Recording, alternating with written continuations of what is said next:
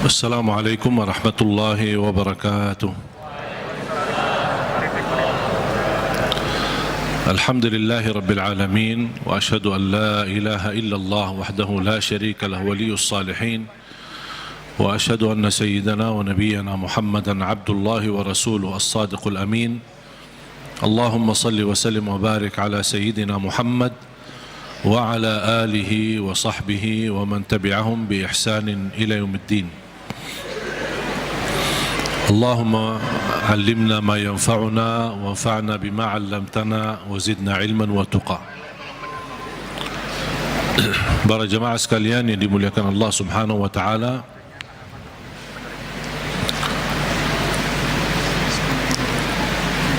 begitu luar biasa kemuliaan Al-Quran untuk kita. Kita terpilih menjadi umat Nabi Muhammad sallallahu alaihi wasallam, menjadi ummatul Quran. Quran yang abadi, Quran yang suci, dijamin tidak ada celah di dalamnya, tidak ada kesalahan, tidak ada kebatilan. Bahkan dalam lindungan Allah Subhanahu wa taala, dari bentuk makna, arti, isinya, tulisannya, halam-halamannya, dan semua dilindungi oleh Allah Subhanahu wa taala. Sebagaimana janji Allah, inna nahnu nazzalna dzikra wa inna lahu lahafizun. Kami telah menurunkan Al-Quran dan kamilah yang menjaganya. Termasuk terjaga ahlul Quran. Bukan hanya Al-Quran sendiri yang terjaga, tetapi ahlul Quran pun dijaga oleh Allah Subhanahu wa taala. Bahkan salah satu lindungan Allah Subhanahu wa taala kepada kita melalui Al-Quran, akan dilindungi oleh Allah ahlul Quran dari siksa neraka Jahannam.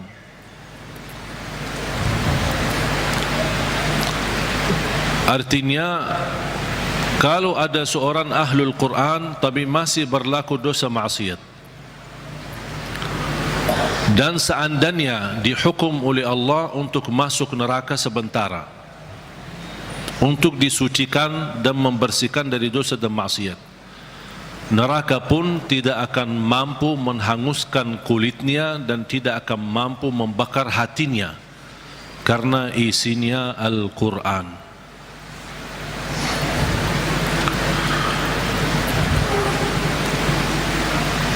Banyak kelebihan Al-Quran untuk kita. Surah yang paling agung di dalam Al-Quran suratul Fatihah. Ayat yang paling agung di dalam Al-Quran ayat Al-Kursi. Suratul Fatihah, kalau boleh saya artikan dialog sama Allah, berdialog dengan Allah. Setiap satu ayat kita baca, Allah jawab kita. Makanya disunnahkan kalau kita baca suratul Fatihah, jangan disambungkan ayatnya. Setiap ayat berhenti. Sebagaimana dijelaskan oleh Siti Aisyah radhiyallahu anha, karena Rasulullah SAW idza qara'a al-Fatihah kana yufassiruha tafsira. Ketika Rasulullah SAW membaca suratul Fatihah, seperti dia mentafsirkan suratul Fatihah, saking pelan-pelan dan bertahap-tahap membaca ayat-ayatnya suratul Fatihah, menunjukkan beradab sama Allah Subhanahu wa taala, kehormatan, karena dia sedang berdialog dengan Allah melalui bacaan suratul Fatihah. Sebagaimana Rasulullah SAW bersabda di hadis yang diriwayatkan Imam Tirmizi, hadis itu hadis qudsi, qasamtu salata baini wa baina abdi nisfain. Aku telah membagikan salat antaraku dan hambaku, kata Allah, menjadi dua bagian. Dan yang dimaksud kata as-salat di hadis ini adalah suratul Fatihah. Ternyata suratul Fatihah memiliki banyak nama. disebutkan nama di antara lain Al-Fatihah, Ummul Kitab, Ummul Quran, As-Salah, Asy-Syafiyah, Ar-Raqiyah, Al-Waqiyah, menyembuh segala penyakit, melindungi dari segala bahaya, gangguan, godaan, bahkan bisa menjadi ruqyah. Orang yang tidak fahami ruqyah dan sulit mencari orang yang meruqyahi, lebih baik kita ruqyah diri sendiri. Sering orang bertanya, saya tidak faham ayat-ayat ruqyah, cukup dengan suratul Fatihah. Suratul Fatihah sudah mewakili semua ayat-ayat untuk meruqyah diri sendiri, menjadi rutin dibaca. Boleh jadi wirid, setiap hari kita baca Al-Fatihah 10 kali, 20 kali, 100 kali, semampu kita. Jadi wirid, keberkahannya luar biasa. Boleh menjadi doa dalam air minum kita. Setiap mau minum air dalam botol atau gelas, kita baca Al-Fatihah, tiup di dalam air, kemudian minum. Itu menjadi obat. Biasakan anak-anak kita minum air yang sudah dibacakan dalamnya suratul Fatihah. Jangan menunggu kiai, ustaz, habib datang untuk membacakan Al-Fatihah dalam air. Kita sendiri belajar. Baca 3 kali boleh, 1 kali boleh, 7 kali boleh. Habis itu tiup dalam air, boleh 3 kali. Kemudian silahkan minum. Kasih kepada anak-anak kita.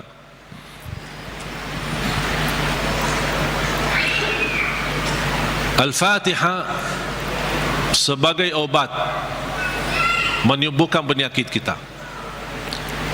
Ada yang merasa gesak di hati, merasa stres kepalanya, boleh taruh tangan yang kanan di atas kepala dan baca Al-Fatihah.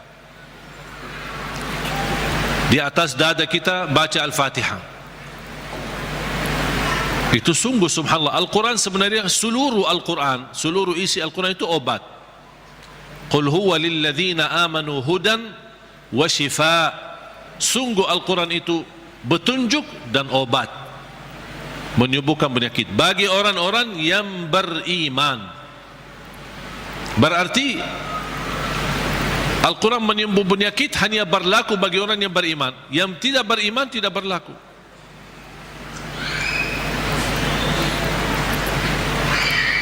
Dan banyak hadis yang menunjukkan Al-Fatihah itu sebagai ruqyah. Sebagaimana hadis Abu Musa Al-Asy'ari radhiyallahu an ketika mengobati seorang kepala kampung yang sambat sakit, kemudian dibacakan Al-Fatihah. Kemudian faka'annama nashita min iqal, sampai dia sembuh seperti tidak pernah sakit sebelumnya. Dan mereka mencerita ketika mereka pulang ke Madinah bertemu Rasulullah SAW, mereka mencerita apa yang terjadi bersama orang kampung. Di antaranya kepala kampung yang sedang sakit, dibacakan Al-Fatihah, dia sembuh. Rasulullah SAW bersabda, wa ma yudrika annaha ruqyah. Dari mana wahai Abu Musa kamu tahu itu ruqyah? Itu menunjukkan Rasul setuju dengan perilaku Abu Musa Al-Asy'ari. Kembali kepada hadis yang diriwayatkan Imam Tirmizi, hadis yang qudsi, qasamtu as-salata baini wa baina 'abdi nisfain. Aku telah membagikan salat antaraku dan hambaku. Ini Allah yang sedang bicara di hadis qudsi itu. Berarti salah satu nama suratul Fatihah As-Salah namanya. Kenapa dinamakan As-Salah? Karena tidak sah salat kita tanpa suratul Fatihah. Qasamtu as-salata baini wa baina 'abdi nisfain. Aku telah membagikan salat itu antaraku dan hambaku 2 bagian.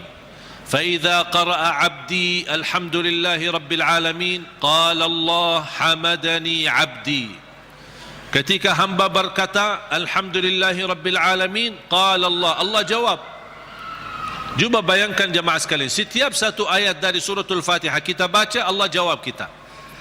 Makanya layaknya adab yang sempurna, jangan sambungkan suratul Fatihah. Allah jawab, kita hayati jawaban Allah Subhanahu wa taala. Alhamdulillahi rabbil alamin. Allah menjawab, hambaku telah memujiku. Alhamdulillahi rabbil alamin. Qala Allah hamadani abdi, hambaku telah memujiku. Ar-Rahmanir Rahim. Qala Allah majjadani abdi, hambaku telah mengagungkanku. Malik Yaumiddin. Qala Allah athna alayya abdi, hambaku telah memuliakanku. Allah jawab setiap ayat. Iyyaka na'budu wa iyyaka nasta'in. Allah jawab, ini antaraku dan hambaku. Na'budu itu Allah, nasta'in kami memohon pertolongan kepada Allah. Berarti ada dua bagian. Ini antaraku dan hambaku, kata Allah. Ini ada bagian untukku, ada bagian untuk hambaku. Iyyaka na'budu wa iyyaka nasta'in. Dan terpilih kata nasta'in memang sangat pas.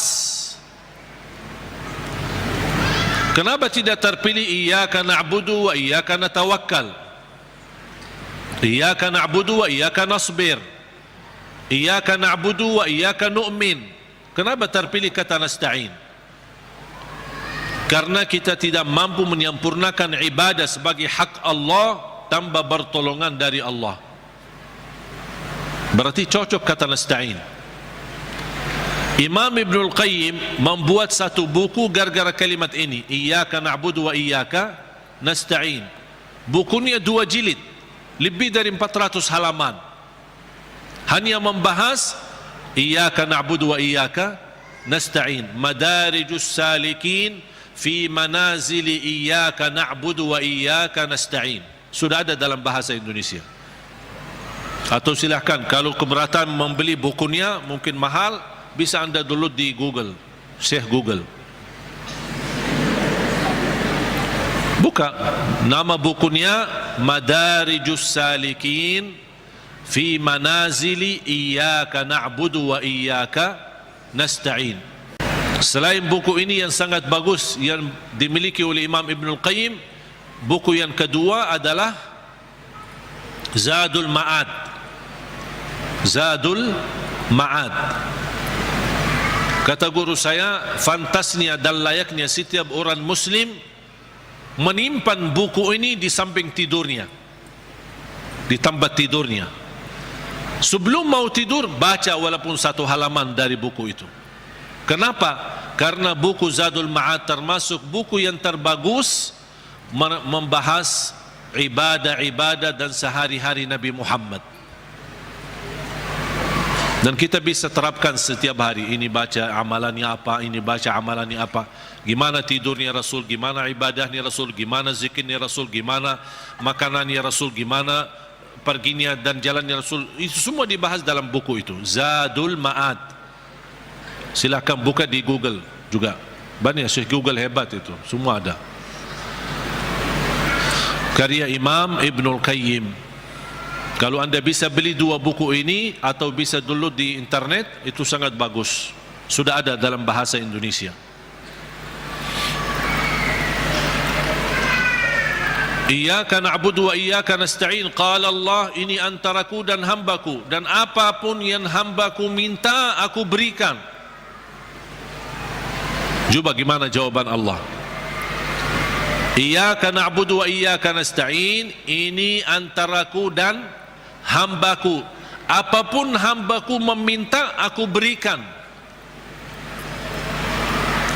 Habis itu apa yang diminta oleh hamba? Minta apa? Ihdinas siratal mustaqim. Tetap Allah masih jawab, ini untuk hambaku. Ihdinas siratal mustaqim. Siratal ladzina an'amta 'alaihim. Allah jawab, ini untuk hambaku. Ghairil maghdubi 'alaihim waladdallin. Ini untuk hambaku. Artinya Allah kabulkan doanya, karena ini doa. Makanya kita tutupi amin. Apa arti amin? Allahumma stajib, ya Allah mohon diterima. Itu makna amin. Mohon ya Allah, terima permohonan kami. Allah menjawab, ini untuk hambaku. Artinya Allah jawab dan kabulkan doa kita. Makanya ketika kita baca Al-Fatihah, kita merasakan berdialog dengan Allah.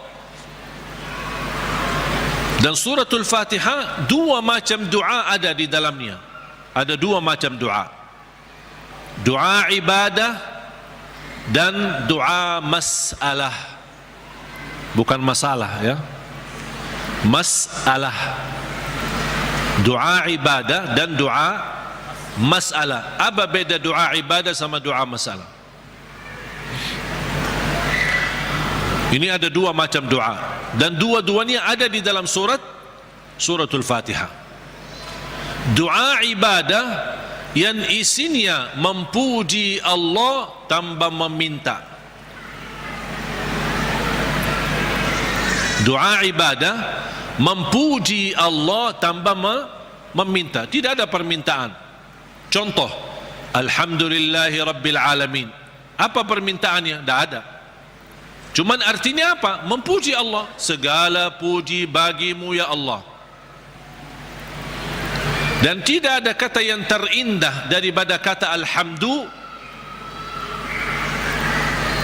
karena Alhamdu sudah mewakili semua segala pujian. Artinya jemaah sekalian, kalau ada di antara kita yang tidak faham cara yang terbaik memuji Allah, tidak hafal kata-kata yang panjang dan indah, tidak hafal Asmaul Husna, aku ingin memuji Allah, cukup satu kata, Alhamdulillahi Rabbil Alamin, mewakili segala pujian. Makanya kata ini sangat luar biasa.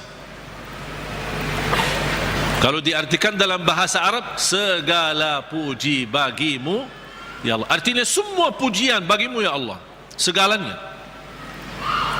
Makanya disebut kata itu doa ibadah, karena isinya memuji Allah tapi tidak meminta,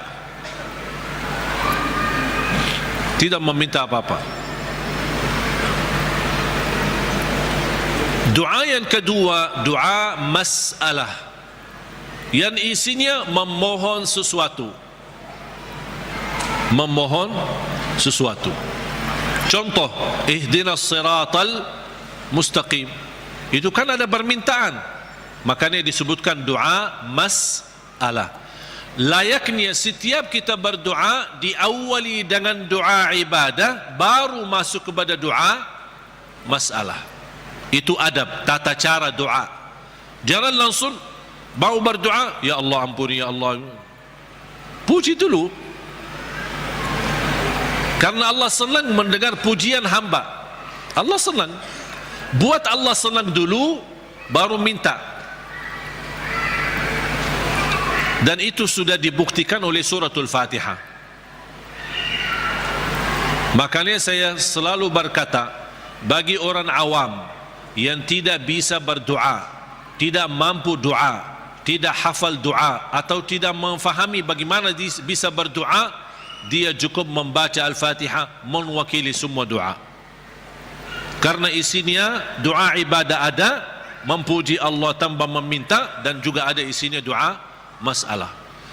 Boleh enggak saya baca Al-Fatihah supaya anak saya mendapatkan hidayah, supaya anak saya disembuhkan oleh Allah, supaya saya dapat jodoh, supaya saya diberikan kemudahan? Doa. Al-Fatihah mewakili semua doa bagi orang yang tidak faham doa atau tidak bisa berdoa.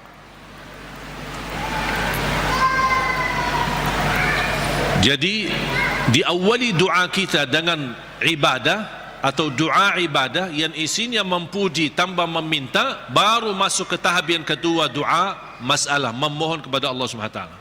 Dan juga tolong jemaah sekalian perhatikan, habis dibacakan Al-Fatihah sampai iyyaka na'budu wa iyyaka nasta'in, belum meminta apa-apa. Kita memuji Allah, mengagungkan Allah, memuliakan Allah, kemudian kita mengaku sebagai hamba Allah, dengan kita ikrarkan iyyaka na'budu, itu hakmu ya Allah, dan kami memohon pertolongan. Dan pertama permohonan bertolongan kepada Allah, dan yang terbaik pertolongan yang kita mohonkan kepada Allah adalah minta hidayah kepada jalan yang lurus. Jemaah sekalian, ayat Al-Fatihah disusun itu betul-betul rapi, tidak sembarangan kata-kata yang terpilih, termasuk meminta hidayah. Kalau kita dapat hidayah, segala urusan kita beres. Karena kata ihdinas siratal mustaqim bukan berarti kita memohon hidayah kepada jalan yang lurus dalam hal agama. Itu tidak, bukan hanya itu saja. Tapi ihdinas siratal mustaqim dalam mengurusi rumah tangga, ihdinas siratal mustaqim dalam mendidik anak, ihdinas siratal mustaqim dalam mencari nafkah dan rezeki, ihdinas siratal mustaqim dalam kehidupan kami sehari-hari, ihdinas siratal mustaqim dalam beribadah, ihdinas siratal mustaqim dalam ikhlas, ihdinas siratal mustaqim dalam sabar, ihdinas siratal mustaqim dalam syukur. Semua hal-hal yang kita butuhkan, dunia maupun akhirat, ibadah maupun tidak ibadah, beramal apapun, kita memohon petunjuk hidayah kepada jalan yang lurus. Artinya kita memohon melalui ayat ini, kita berharap segala aktivitas kita bisa mendapatkan yang terbaik di jalan Allah.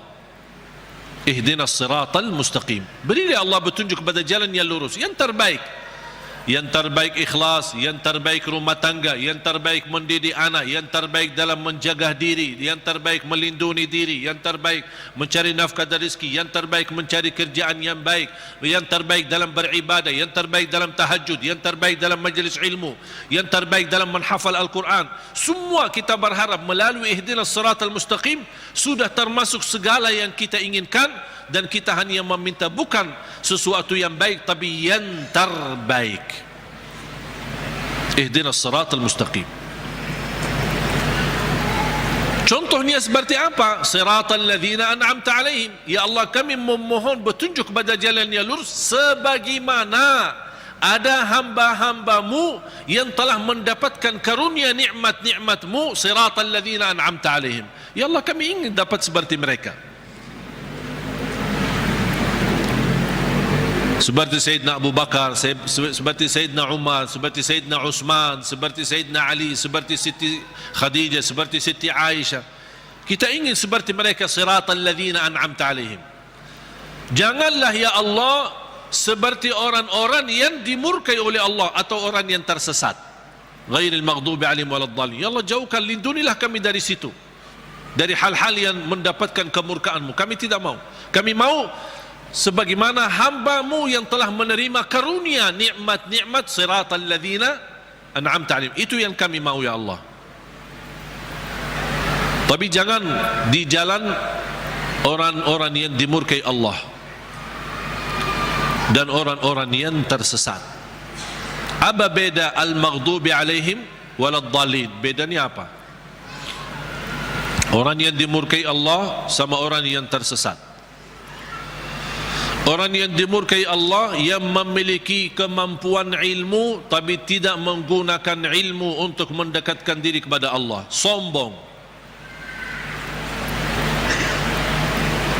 Mereka berilmu tapi sayang sekali ilmu yang mereka dapatkan hanya ingin menunjukkan kelebihan diri, menunjukkan dirinya sebagai orang yang hebat, bukan untuk digunakan untuk mendekatkan diri kepada Allah. Dan ketua umum majlis al-maghdubi alaihim orang Yahudi. Ketua umum majlisnya orang Yahudi. Yahudi adalah kelompok atau golongan yang berilmu, tapi mereka mendapatkan kemurkaan Allah karena mereka tidak pernah menggunakan ilmu tersebut. Justru kecerdasan mereka dengan kehebatan ilmu mereka, mereka menggunakan untuk susahkan umat. Paling hebat ilmu ekonomi Yahudi, paling hebat ilmu media Yahudi. Makanya sekarang mereka seluruh media itu dimiliki oleh Yahudi. Ekonomi dunia dikuasai oleh Yahudi karena mereka punya ilmu. Tapi mereka kenapa kuasai? Bukan untuk digunakan untuk kemudahan bagi manusia, tapi justru mereka menggunakan untuk kemanfaatan buat mereka sendiri. Makanya Allah murka terhadap mereka.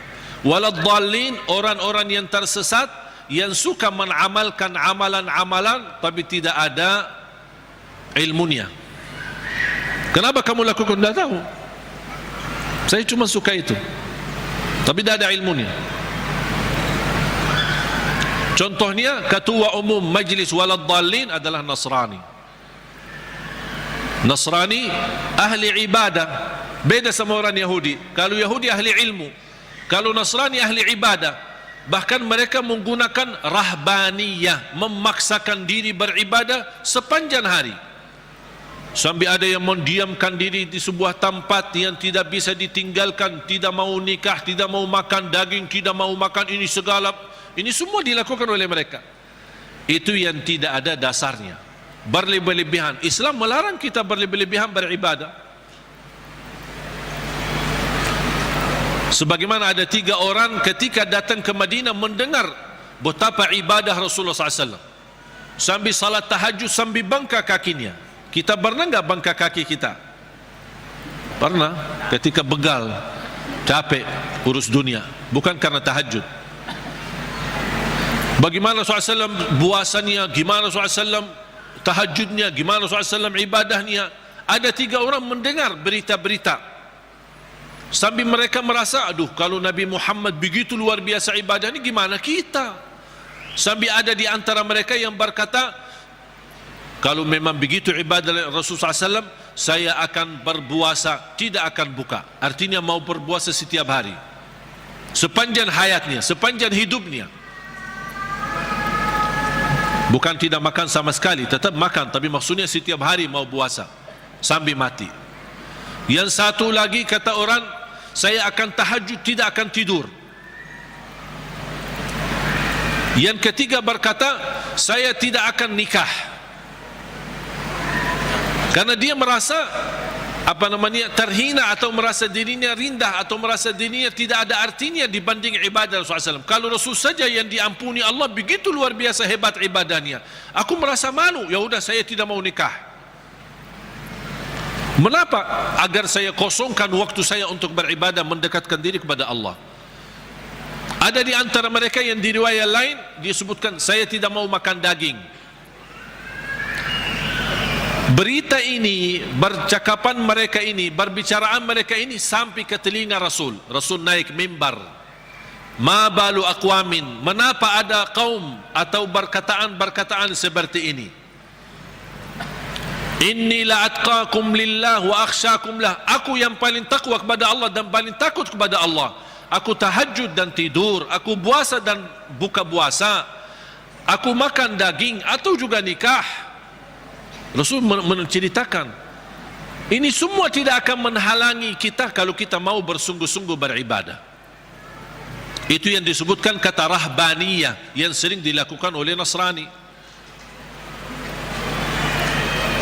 Makanya kita memohon petunjuk pada jalan yang lurus, tapi jangan sampai kepada jalan yang dimurkai Allah atau jalan yang tersesat. Kami tidak mau punya ilmu tapi tidak pernah gunakan ilmu untuk mendekatkan diri kepada Allah. Saya tidak mau juga beramal tanpa ilmu, karena saya khawatir nanti jadi orang yang tersesat. Amin. Allahumma terima. Ya Allah, mohon diterima.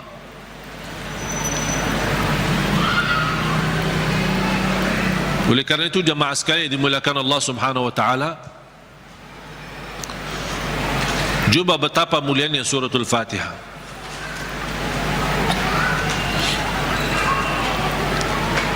Saya hanya menyampaikan sejarah singkat. Saya belum membahas sejarah detail. Mulai dari Bismillahirrahmanirrahim, mulai dari Alhamdu, bagaimana, kenapa ada al dan apa arti daripada al. Kenapa terpilih Alhamdulillahirrabbilalamin menjadi ayat yang pertama? Ada juga berbeda pendapat Bismillahirrahmanirrahim adalah ayat yang pertama. Makanya kalau sebagian ulama menganggap Bismillahirrahmanirrahim ayat yang pertama, makanya dijahar dalam salatnya. Makanya kita perhatikan rata-rata Al-Quran itu selalu Bismillahirrahmanirrahim. Al-Fatihah ada ayat nomor 1. Dibandingkan bismillah di surah yang lain tidak ada angka. Betul? Karena itu berbeda pendapat antara ulama. Apakah bismillah itu salah satu ayat dari suratul Fatihah atau tidak? Walaupun sebagian besar memilih bismillah salah satu dari surat Al-Fatihah, sebagian besar. Sebab ayat suratul Fatihah ini bismillah, apakah ayat pertama atau tidak, muncullah persoalan yang kedua, apakah boleh jahar atau tidak. Kalau tidak dijahar, tetap boleh atau tetap mewajibkan atau membaca bismillah. Bagi orang yang suka baca sir, tetap baca bismillah, karena dia sebagian dari surat. Jangan Allahu Akbar baca doa iftitah langsung alhamdulillahi rabbil alamin. Mana bismillahnya? Tetap dibacakan walaupun sir, tidak dijahar. Menurut saya bagi soal jahar atau sir tidak masalah. Keras suara atau tidak keras suara tidak masalah. Bagi saya tidak masalah. Dan saya selalu sesuaikan. Masjid yang suka keraskan suara dengan bismillah, saya suka tanya kalau diminta jadi imam. Kalau jahar bismillah, saya jahar. Kalau disirkan tidak dikeraskan, saya tidak keraskan. Qunut subuh, kalau dia masih baki qunut subuh dan saya diminta jadi imam, saya baki qunut subuh. Kalau masih tidak baki qunut subuh, saya tidak baki qunut subuh. Saya tidak suka maksa. Tak, saya tidak mau qunut subuh. Kalau saya jadi imam, saya tidak mau qunut subuh. Kenapa? Ini bid'ah, ini sesat semua. Nah, gampang, alhamdulillah, hal berbedaan tidak masalah. Yang saya paling suka masjid netral. Ketika saya masuk masjid, saya suka tanya ketika diminta jadi imam. Karena mereka berharap mudah-mudahan ini. Padahal saya suka mundur, saya tidak mau jadi imam karena pensiun jadi imam. Tapi kadang-kadang jamaah mengharapkan, barangkali niatnya mengharap berkahnya, mengharap apalah gitu. Akhirnya saya harus turuti permintaan mereka. Tapi saya suka tanya, jahar bismillah atau tidak, qunut subuh atau tidak, habis salat zikir atau tidak, doa atau tidak. Bisa disesuaikan karena ini semua hal berbeda pendapat. Saya suka masjid netral. Ketika saya tanya, bebas, mau jahar boleh, tidak jahar boleh, kunut boleh, tidak kunut boleh, bebas kami, tidak masalah. Kita ikuti imam, yang penting kita salat. Dan itu yang kita perlukan, masjid yang netral, tidak fanatik, supaya kita bisa bersama-sama.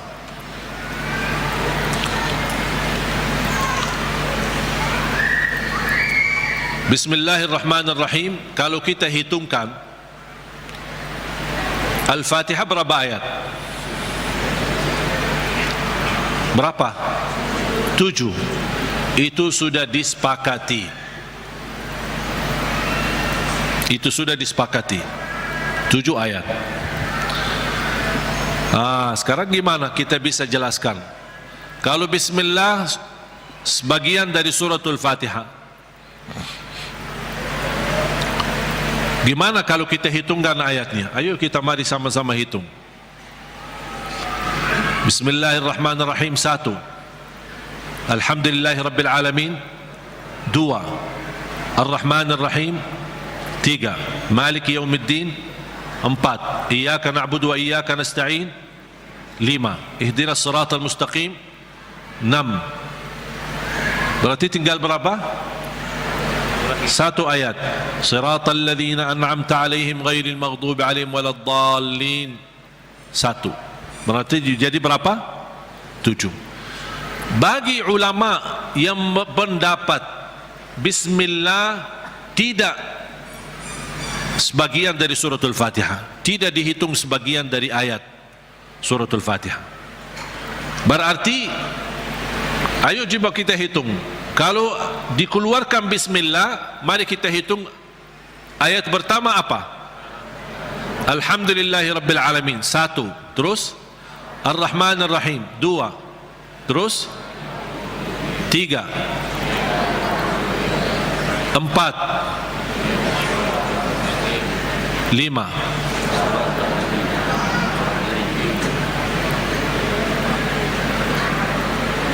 Ini kan satu. Siratal ladzina an'amta 'alaihim ghairil maghdubi 'alaihim waladdallin, satu. Berarti berapa? 6. Terus tujuannya mana? Siratal ladzina an'amta 'alaihim putus ghairil maghdubi 'alaihim. Ulama yang menganggap bismillah tidak sebagian dari ayat suratul Fatihah, siratal ladzina an'amta 'alaihim, stop, satu ayat. Itu yang menjadi yang ke-6. Ghairil maghdubi 'alaihim waladdallin yang ke-7. Karena siratal ladzina an'amta 'alaihim sudah sempurna makna kalau kita berhenti. Sudah selesai, makna jelas, sempurna, tidak ada kaitan dengan selanjutnya. Makanya dianggap itu satu ayat. Walaupun rata-rata Al-Quran yang kita lihat semuanya tidak ada angka di situ kan? Karena apalagi yang di Madinah yang menuliskan Al-Quran ini, salah satu ulama namanya Syekh Uthman Taha, penulis Al-Quran di kota Madinah, dia mengikut mazhab Imam Syafi'i. Makanya dia menuliskan bismillah ayat nomor pertama. Dan itu yang diberlakukan oleh sebagian besar di mana-mana, di Mesir, di mana-mana selalu Al-Quran kita perhatikan selalu bismillah ayat yang pertama. Yang saya ingin sampaikan, yang kita sudah fahami, Al-Fatihah 7 ayat. Jahar bismillah, tidak jahar bismillah itu tidak masalah. Yang penting kita bisa memperhatikan bacaan-bacaan kita, khususnya suratul Fatihah. Kalau bisa berlahan-lahan, bertahap-tahap, tidak sambungkan ayatnya, karena kita ingin menhayati, berdialog dengan Allah Subhanahu wa ta'ala. Sudah jelas? Oleh karena itu jamaah sekalian, mari kita sama-sama belajari dalami suratul Fatihah, surah yang paling agung di dalam Al-Quran, surah yang luar biasa, memiliki keistimewaan, memiliki keberkahan yang dahsyat. Jangan kita hanya membaca sampai 17 kali di dalam salat fardu tapi tidak merasakan sedikit apapun dalam hati kita. 17 kali itu minimal, tapi kita tidak merasa apa-apa. Seperti ayat-ayat yang lain. Padahal suratul Fatihah ini kalau betul-betul kita bisa fahami dan belajari dan mendalaminya, wallahi bakal nangis. Saking agungnya dan indahnya suratul Fatihah. Cukup keindahan di dalamnya kita berdialog dengan Allah. Kita hamba yang masih banyak dosa, yang masih kotor, yang tidak banyak kekurangan, yang tidak banyak sempurna, banyak kekurangan ikhlas kita dan banyak kekurangan khusyuk kita. Tapi ketika kita baca Al-Fatihah, Allah masih berkenan menjawab kita di setiap ayat yang kita baca. Oleh karena itu hayati Bismillahirrahmanirrahim dengan artinya dan maknanya yang segitu dalam. Alhamdulillahi Rabbil Alamin, segala puji bagimu ya Allah. Dan Allah menjawab kita, hambaku telah mempujiku. Makanya saya senang ketika baca Al-Fatihah, apalagi kalau lagi sendirian, lebih menikmati. Ketika jadi imam memang terbatasi. Kalau kita ingin berlama-lama baca Al-Fatihah ketika jadi imam, orang takut nanti di belakang fikir kita lupa ayatnya. Alhamdulillahi Rabbil Alamin, Ar-Rahmanir Rahim. Kita kan lagi hayati, jadi bingung kan. Diam sebentar aja langsung dijawab. Saya ingin menhayati, memberi kesempatan Allah menjawab saya agar saya bisa merasakan jawaban Allah. Ar-Rahmanir Rahim, Maliki Yawmiddin, Iyyaka na'budu wa iyyaka nasta'in, Ihdinas siratal mustaqim, Siratal ladzina an'amta 'alaihim ghairil maghdubi 'alaihim waladdallin.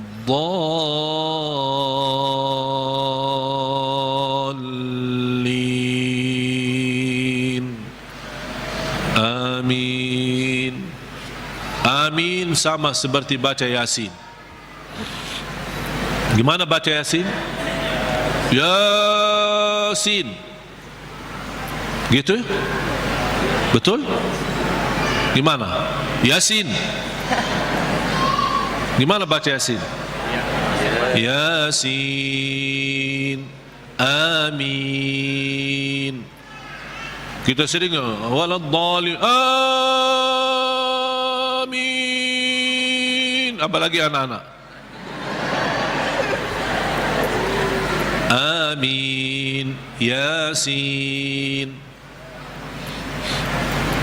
Sebagaimana dijelaskan oleh Imam Ibn Kathir rahimahullah dalam tafsirnya. Mudah-mudahan pertemuan ini kita kupas walaupun sedikit dari suratul Fatihah. Mudah-mudahan insyaAllah menjadi bahan ilmu buat kita untuk ke depan kita bisa menghayati dan bisa dalam membaca suratul Fatihah di dalam salat maupun di luar salat, kita bisa merasa tersuntuh hati kita. Kalau Al-Fatihah ini bisa nyambung ke hati kita, itu subhanallah luar biasa.